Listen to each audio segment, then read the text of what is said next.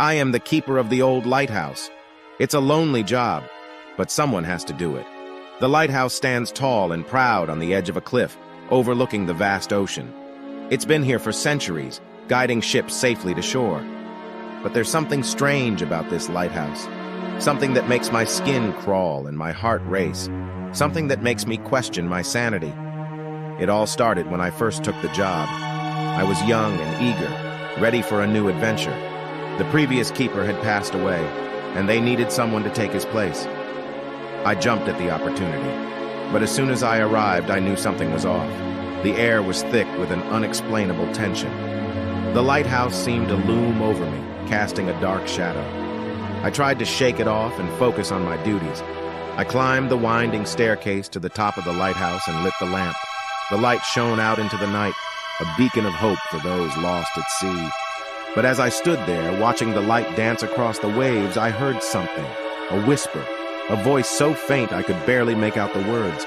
I turned around, but there was no one there, just me and the old lighthouse. I tried to ignore it and went about my duties, but the whispers continued. Every night as I lit the lamp, they grew louder and more insistent. I couldn't take it anymore. I had to know what was going on. One night, I followed the whispers. They led me down into the depths of the lighthouse to a door I had never noticed before. I hesitated for a moment before pushing it open. Inside was a small room filled with dust and cobwebs, and in the center of the room stood an old wooden chest. My heart racing, I approached it and lifted the lid. Inside were piles of old journals and letters. They were written by previous keepers of the lighthouse.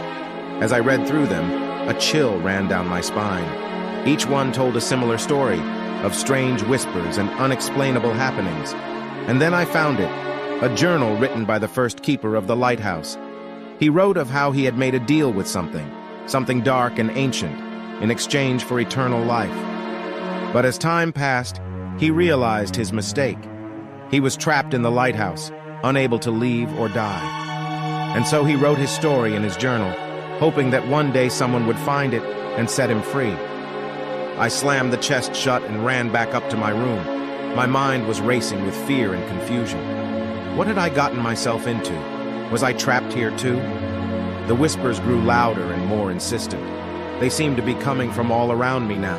I couldn't take it anymore. I packed my bags and left that very night. But as I made my way down the winding staircase for the last time, I heard something that made me stop in my tracks. A voice, clear and strong, calling out my name. I turned around and saw him, the first keeper of the lighthouse, standing at the top of the stairs. He looked at me with sad eyes and whispered one final warning, "Be careful what you wish for." And then he was gone. I ran out of that lighthouse as fast as I could and never looked back. But even now, years later, I can still hear his voice whispering in my ear, "Be careful what you wish for."